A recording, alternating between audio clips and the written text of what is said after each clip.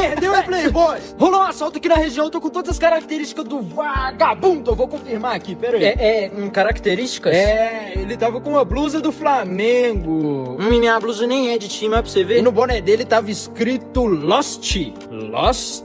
Meu boné tem um peixe, né? Não sei se você percebeu. Mas você não tava... Será que eu tô ficando doido?